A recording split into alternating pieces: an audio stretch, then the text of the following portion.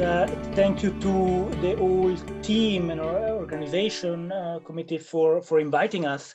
It's really a pleasure for, I think I speak for the whole team, Homo Mimeticus team, to join forces in order to try to delimit or set on boundaries to this excessive transgressive concept that very often goes beyond boundaries. And I can't guarantee that I will succeed in my talk.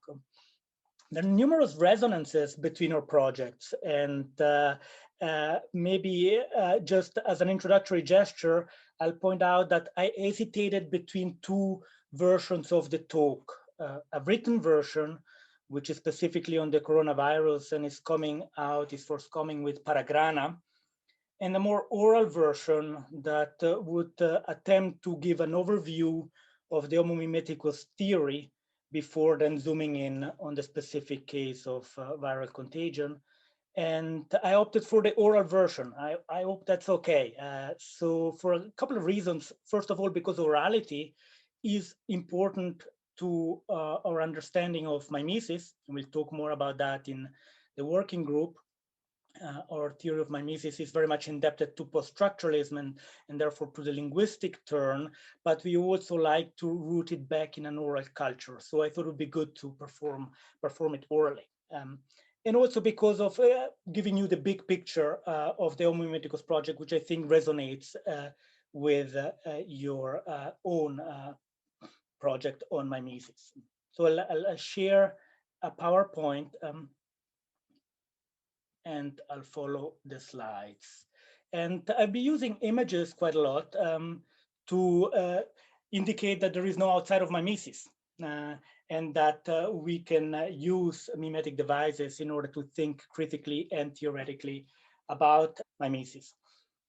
And the image with which I start already sets up a tension between a form of viral contagion on the one hand, and on the other hand, literally one hand, an attempt to delimit it or confine it. And that has to do with this concept of pathologies that is there in the subtitles, mimetic pathologies in the age of COVID-19. And basically my talk will be an attempt to explain what I mean exactly with pathologies. But you can already see the tension between a pathology, a sickness on the one hand, and a more critical discourse that attempts to contain it or at least delimit it. Now, with respect to the talk, it's divided in three parts. And the first part, I thought it would be useful to start with a general frame of the Homo Mimeticus project and what we've been calling a mimetic turn, or since mimesis is not an original concept, a return of attention to mimesis, which I think is basically everywhere, and it's difficult to avoid these days if you switch on the news. The magical powers of mimesis are spreading online before generating contagious phenomena offline. You see it in the images from pandemic deniers. Did anyone see a pandemic in the midst of a pandemic crisis? To new fascist attacks that surprised many, but shouldn't have surprised mimetic theorists. And we'll talk more about new fascism in the working group. But I start with these images to indicate that if Walter Benjamin, at the dawn of modernism, pointed out that language brings about a decay of the mimetic faculty, which he links to magic, I'm afraid that in the digital age, the digital turn brings about a proliferation of mimesis and the mimetic faculty, or an excess of mimesis that is difficult to contain, certainly in practice, and these images suggest it. Now, in theory, we will see that it will be important to put some limits to the concept of mimesis, and I'll come to that in a moment. For the time being, let me just point out that mimesis, despite the images with which I started, is neither good nor evil in itself, right? There is a constitutive ambivalence at the heart of mimesis, depending on the models that are disseminating. So the coronavirus gives us example of deniers of the pandemic, but also positive models that contribute to therapeutic solutions. And the same applies with respect to what I call new fascism. you have a form of racism at work explicitly in new fascist movements that is balanced at the same time by democratic movement. So I pointed out to say that the HOM project is not at all unilateral in its evaluation of mimesis, but tries to pay attention to both sides. And yet, with respect to the pathological side, I'm afraid to say that it didn't catch us completely by surprise. Both the coronavirus and the new fascist insurrections were in a way present in some preoccupations that I articulated in books before, even before the project started. In a book on Conrad, I called attention to the danger that the shadow of pandemics looms again on the horizon. And I said that in 2016, actually I've written in 2014, and I wish I'd been wrong. But reading outside of the field of literary studies and continental philosophy allowed me to see that there were a number of indications that a pandemic was coming. And same with respect to new fascism, as I stated in the New Fascism book, perhaps not fascism itself, but what I call the shadow of fascism has recently manifested itself on the political scene. And once again, I said this before the Capitol storming in January. So I say this really not without any sense of self-congratulations, because I wish I had been wrong, but to indicate something that I think theorists of mimesis of the future will have to be more attentive to. And I draw inspiration to a claim by Michel Serres, who argues that philosophy has something to do not only with the love of knowledge and the creation of concepts, though those remain very important, and we'll come back to the creation of concepts in a moment, but also with anticipation. Philosophie, c'est anticiper, he says. And it seems to me that we live in times in which this is more important than ever. And mimesis as a concept that as a long genealogy puts us in a position, not with certainty, but in a position to look ahead and not only to look back. Or to put it differently, the Homo Mimeticus project looks back to the origins of mimesis, but with an eye to the present in order to look towards the future as well. And so in this talk today, I'd like to share some insights from the Homo Mimeticus project, methodologically as well. There is no magic formula for anticipation, of course, but one principle that I think is valid is it's good to sit on broad shoulders. The metaphor is, of course, not original. There are founding figures of mimetic theory on which the Homo Mimeticus, like many theories of mimesis, stand, including your own group. And the shortest way I have to sum up the palpitating heart of the project is to say that Plato and Aristotle disagreed fundamentally about the value of aesthetic representations. So they disagreed on the translation, on the notion of mimesis translated as representation. Plato considered it dangerous for its irrational power and generating falsity, whereas for Aristotle, mimesis is close to philosophy, or in any case, more philosophical than history. So they disagreed on the value of mimesis as an aesthetic representation, but they fundamentally agreed, and that's the point that is important for us, that humans are mimetic creatures, that we are mimetic animals, that we imitate. And that is the fundamental principle that is at the heart of the Homo Mimeticus project, and we explore it very schematically via three different but related perspectives. One perspective is based in aesthetics, and there is an aesthetics of mimesis based in the Faculty of Arts. We look at specifically the theatrical foundations of mimesis, but open it up to music and the posthuman with my team working in those areas, and literature and cinema as well. And just to speak about the figures I'm working on, you already mentioned, Mark, Oscar Wilde is a figure that puts it quite succinctly when he says that life imitates art more than art imitates life. So it posits mimesis on the side of life. And Oscar Wilde was trained in classics, so he knew his Plato and Aristotle quite well. So that is a principle that emerges from the aesthetic side. From the philosophical side, we have been attentive to genealogies. And as I mentioned already, sitting on the shoulders of predecessors is a good strategy to look ahead. And in particular, we've been creating concepts and in order to address new problems. And we'll come to that in a moment. And then on the side of social sciences, I mentioned the politics of mimesis, and it's something that I could not avoid. I often say it as an anecdote. During the ERC interview, I was asked why studying mimesis matter. And I felt we didn't have much time, 5 minutes. And one of the things that I said was, well, there are politicians, and this was in 2016, who understand very well how to operate on humans' mimetic faculty. And so it's important for critics and theorists to catch up and understand how that works.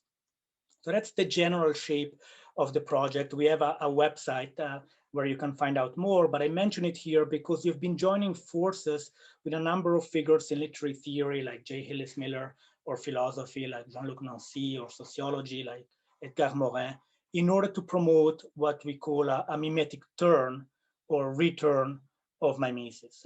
So feel free to check out the videos if you haven't seen them yet, because they are allies to the Homo Mimeticus project, so they are part of it.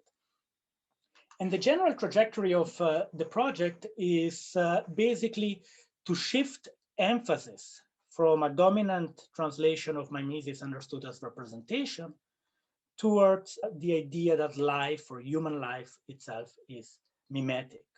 It's not an either or operation. It's a shift of emphasis that begins to delimit mimesis for the Homo Mimeticus project, a shift to use Platonic categories from mimesis understood as a phantom of reality towards what Nietzsche calls a phantom of the ego. And there are two different notions of mimesis at play, but if we shift from a Platonic to a Nietzschean interpretation of mimesis. In the phantom of reality, it's a question of likeness, of copy, of adequation to the truth. Whereas in the phantom of the ego, it's a much more embodied and affective notion of mimesis that is at play, which is captured by the notion of mimicry or mimetism. And so you have traditional philosophical categories like homoiosis, the notion of adequation, which is shifted towards an equally ancient notion of metexis, mimesis as participation, as an emotional participation. And if the tradition of representation has emphasized the visual arts, specifically painting, that's the model in Republic in book 10, the Homo Mimeticus project has been looking at the theater and specifically the actor, the mimos, which is equally present from the beginning in Republic in the early books. So a shift of emphasis from reproduction towards affective imitation or affective contagion. And that will be important for the next step because there is an obvious overlap with the pandemic crisis. And if an influential text on mimesis is a book that was already mentioned yesterday, monumental book by Erich Auerbach, Mimesis, a question of representation of reality and realism, we find a more recent starting point in a book by Günter Gebauer and Christoph Wolff, also titled Mimesis, that proposes a notion of mimesis understood as a human condition. It's an anthropological, sociological condition. And the Homo Mimeticus project is very much in line with Gebauer and Wolff's book. We organized a workshop and we are currently publishing the proceedings for a special issue of Countertext on the mimetic condition. I want to emphasize it's not an either or dualism. It's a question of emphasis, a shift of emphasis. So that's the general telos, if you want, of the Homo Mimeticus project. Now, if we get closer to the topic of today, to the question of contagion and pandemics, I want to say a few things about theoretical limitations, playing on your nice pun of imitations and limitations, by introducing new concepts that might be useful for mimetic theory. And as I said, the strategy behind the Homo Mimeticus project is to look at predecessor. And an important predecessor for the notion of mimesis understood as contagion is René Girard. The journal devoted to Girard mimetic theory is titled Contagion. And in recent years, there has been a return of attention to René Girard. A number of books have been published that show that his theory of mimesis is in a way coming back. There is a Girard reader, there is a biography, Evolution of Desire, that has recently been published. And the Homo Mimeticus project is in critical dialogue with Girard. I've published myself in Contagion, and I consider that the Homo Mimeticus project is in dialogue with Girard's mimetic theory without necessarily being Girardian. And so I'll say a few things about Girard because Girard limits mimesis to the notion of mimetic desire. I don't need to enter into details here because I'm sure you're all familiar with Girard's model, but I just remind the starting point of Girard's mimetic theory is that mimetic desire is rooted neither in the subject nor in the object, but in a third party whose desire is imitated by the subject. So that's an interesting structural limitation of mimesis. And I say that not necessarily in a critical sense, because there is a lot to be gained theoretically in limiting mimesis. Girard limits mimesis to a triangular structure in which the subject identifies or imitates the mediator and therefore desires the same object that the mediator desires. Desire imitating desire, if you want. And that creates rivalry and an ambivalent relationship with the mediator. Now notice that Girard is not the first to come up with a triangle in order to account for an ambivalent relationship with a mediator based on a distinction between desire and mimesis or identification. It's a Freudian structure. The structure itself, it's Freudian, and Girard, in an agonistic relation with Freud, modifies the triangle by positing mimesis as prior to desire. You have a triangle, you have an identification, and you have a certain ambivalence that's Oedipal, but Girard is not strictly in line with the Oedipal account of Freud because mimesis precedes desire. And the rivalry is a natural consequence of the mimetic structure of desire. Hence, Girard solves the riddle of ambivalence in Freud's Oedipal account. Why is the relationship with the model ambivalent? Because desire is mimetic and mimesis necessarily leads to two desires converging towards the same object. That's in essence, schematically, the starting point of Girard's mimetic theory. Now, I emphasize that because out of this rivalry and violence that follows from mimetic desire, Girard posits a crisis of difference, une crise de différence, which locates at the origins of culture, and that it links as well to a founding murder that you find again in Freud, in Totem and Taboo, but Girard adds that this founding murder is reproduced by culture by a scapegoating mechanism that keep violence in check.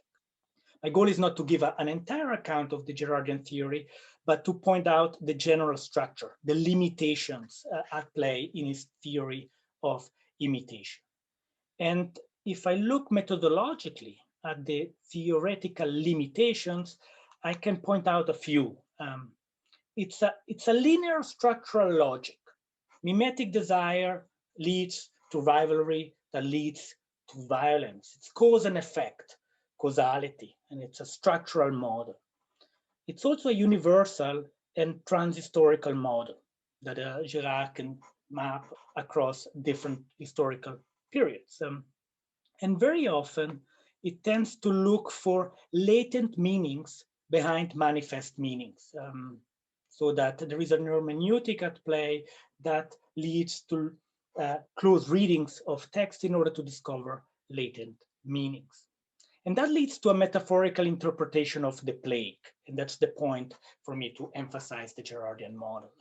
Girard wrote an essay titled The Plague in Literature in 1974, which starts with the realization that the plague is found everywhere in literature. It belongs to the epic with Homer, to tragedy with Oedipus Rex. And here you see a confirmation that Oedipus is indeed important to Girard. Girard points out that there is a similarity or a continuity between the contagion at work in the plague and the contagion that is generated by mimetic violence. The two are contagious. And where I disagree with Girard is where he says that the plague is a transparent metaphor for a certain reciprocal violence that spreads literally like the plague. Okay, so the plague is treated metaphorically in literature. And the essay is based on close readings of Dostoevsky's texts, but also Shakespeare and a number of other texts, but it's treated metaphorically. And that leads Girard to say, and I quote, "I said that the plague as a literary theme is still alive today in a world less and less threatened by real bacterial epidemics. This fact looks less surprising now as we come to realize that the properly medical aspects of the plague never were essential. In themselves, they always played a minor role, serving mostly as a disguise for an even more terrible threat that no science has ever been able to conquer." So the danger of the plague is downplayed in favor of the theory of mimetic desire that leads to violence and rivalry. And of course, it's easy to see now that this account is dated, but I had some suspicions already back in 2016, where my case study was not Dostoevsky or Sophocles, Oedipus Rex, but Conrad. Joseph Conrad was a seaman and spent half of his life at sea, and he knew the dangers of epidemics literally. And he gave an account of epidemics in a text titled The Shadow Line. And I'll just read you briefly a passage from that book, Conrad's Shadow, because I can't say it better. If Girard is particularly attentive to the metaphorical implications of the plague, Conrad also uses the mirror of the sea to reflect on the literal effects of epidemic diseases. Writing from a position of a still relatively immune nation state, Girard in the past has in fact tended to downplay the medical side of contagion, treating it as a disguise of a more profound mimetic truth. And then I go on to say, well, in what follows, epidemic contagion will be treated à la lettre. Now, I mentioned this moment because it provides me the possibility to give a second methodological suggestion, and in addition to sitting on important precursors. Treating literary texts as a source of inspiration for new theories of mimesis might be a way to go still for the future. So rather than applying an existing theory to the text, looking at texts that deal with problems that are contemporary in order to infer a theory from the text itself. And that is what I aim to do in that book. So there is a fundamental agon in HOM theory, which schematically put entails a confrontation with Girard. And if Girard posits mimetic desire as the starting point of his theory, and I won't enter into any details, it's very much a Hegelian theory. The idea of the desire of the other was dominant in the 60s in France and emphasizes bad mimesis. This is the first concept that I want to propose, and it's the one of mimetic pathos. That is a concept that I infer from Nietzsche, is of Greek origins, and that allows us to say that all affects are mimetic. So in this sense, it's not a question of restricting mimesis to desire, but allowing for all affects to be mimetic, both good and bad. And if Girard develops a theological system, which I cannot flesh out here, but the triangle also implies a trinity. The Homo Mimeticus project is more interested in a certain oscillation or movement, which is atheological. And so as a second step or a second concept, I want to say a few things about this movement. But the first concept is the one of mimetic pathos, and this will be useful for the pandemic. The second is pathos of distance. It's also a concept that I inferred from Nietzsche. Nietzsche uses it in the genealogy of morals to set up a distance from mimetic subject, like the slaves, which he links to herd behavior. But he calls it pathos. And Nietzsche is very vulnerable to the experience of pathos. I cannot demonstrate it here, but it allows me to indicate a certain tension between mimetic and anti-mimetic drives that are central to all mimetic theory. The mimeticus subject is not automatically open to all mimetic affects. We can also put ourselves at a critical distance from mimesis. And so if you have a notion of a phantom ego that is porous and relational, the ego can also set up a distance, which is very often linked to individualist figures in the corpus that we look at. Similarly, if affects or pathos can generate an emotional sickness that is mimetic or a pathology, the anti-mimetic side allows for the development of concepts on the basis of a logos that can promote a critical therapy. And I call that pathology, understood as a critical logos on the mimetic pathos. And that's where we are moving away from the linear logic that I was pointing out in Girard, linear causal logic. What is internal to the diagnostic of the Homo Mimeticus is more like a feedback loop in which the action or the effect of the action retroacts on the subject. And I want to just take a moment to give you a source of inspiration for that loop, which is once again Nietzsche, who says, to look from a morbid perspective towards healthier concepts and values. And again, conversely, to look down from the abundance and certainty of rich life into the secret labor of the instinct of decadence, that is what I have practiced most, meine längste Übung. So perspectivism in the Nietzschean sense is not at all relativism. On the contrary, there is a diagnostic of mimesis at play in his notion of perspectivism, which I summarize like a passive vulnerability to mimetic pathos or pathology can actively be put to critical use to diagnose mimetic pathos or pathology.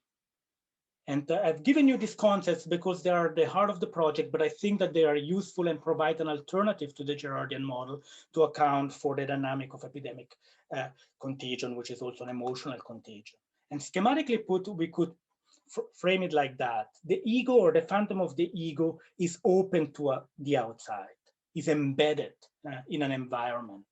And it might be divided between a more conscious side based on the logos and one based on pathos, but these divisions are porous. They're not binaries. Now, a pathology like a coronavirus can infiltrate the subject, and the subject then will reproduce the pathology. And the same can apply for emotional pathologies like resentment and violence.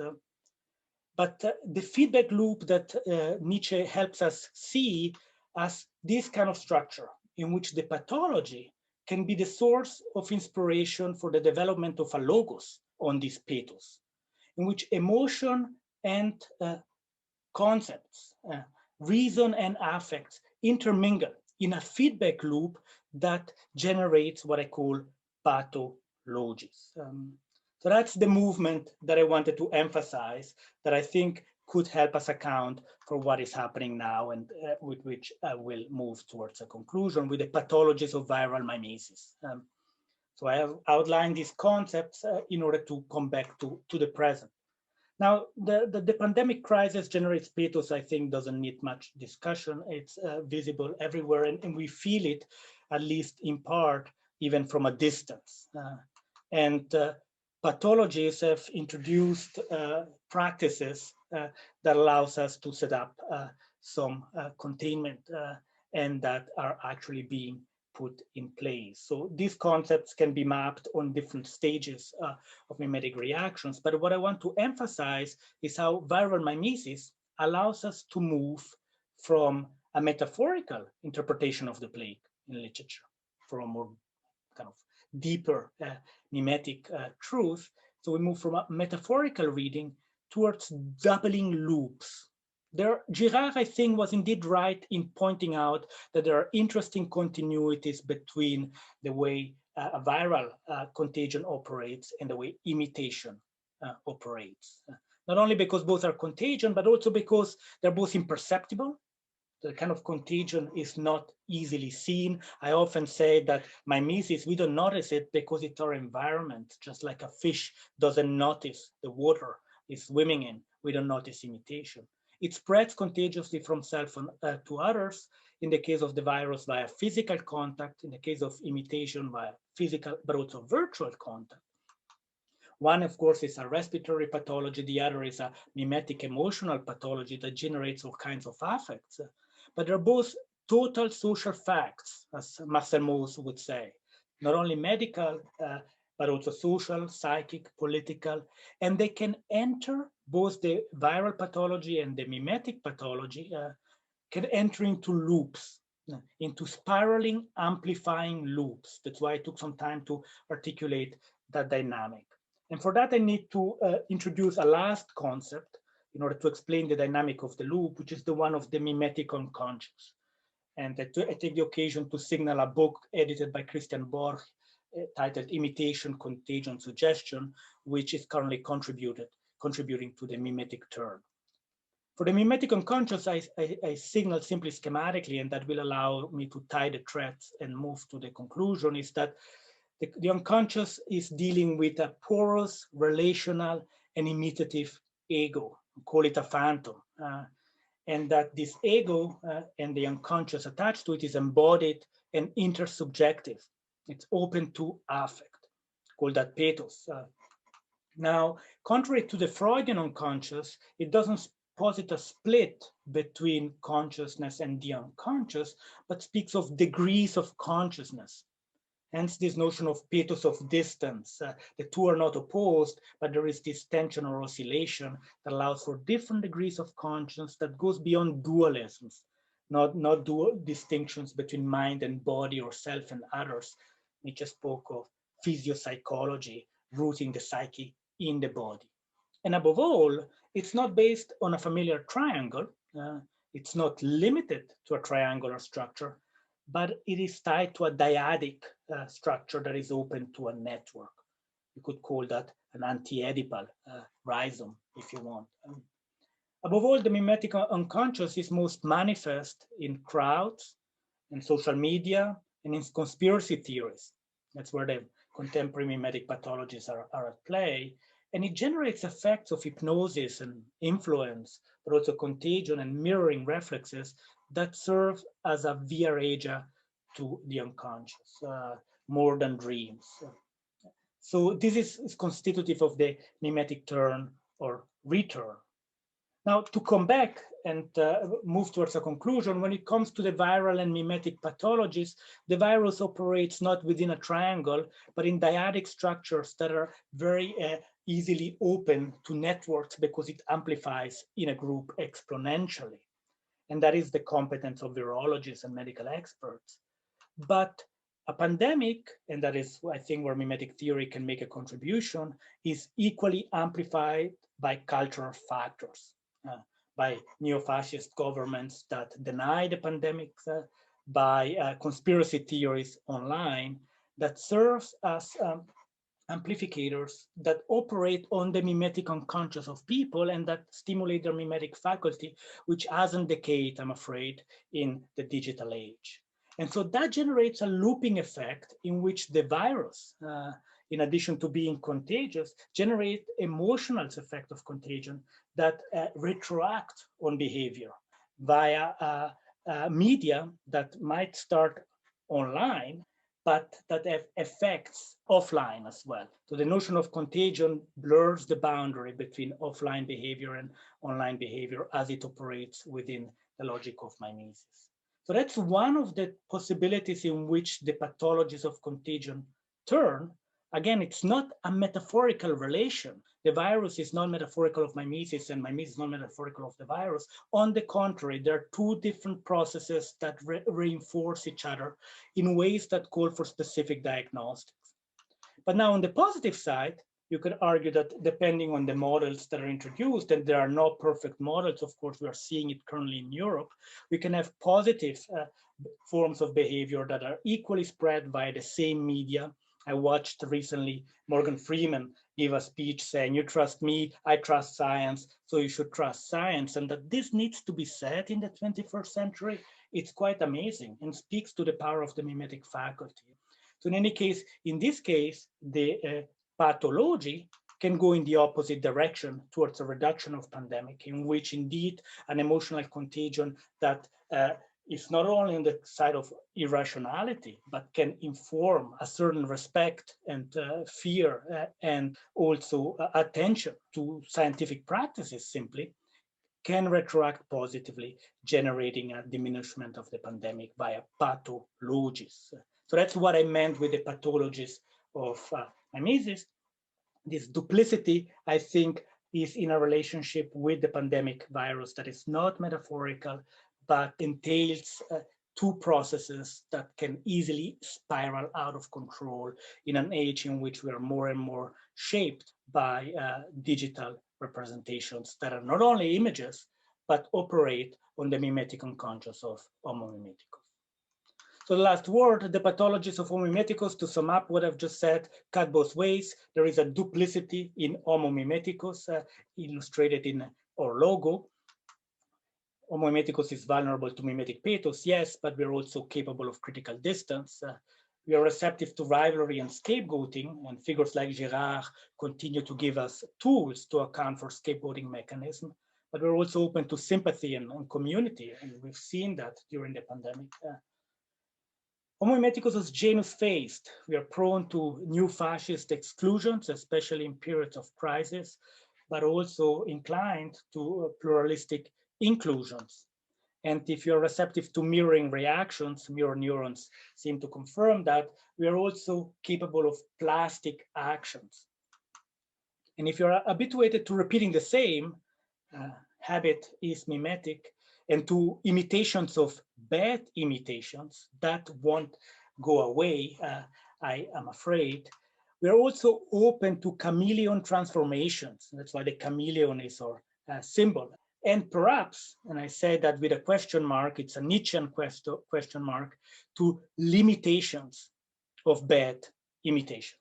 So on that point, and to end on a positive note, I think if philosophers anticipate and we have to look at the future, we'll be doing worse than looking for limitations of bad form of imitation by finding inspiration in new generations that are currently trying to limit the pathological forms of mimetic behavior that our generation hasn't perhaps sufficiently contained, but I hope that new generations will do a better job. So thank you for your attention.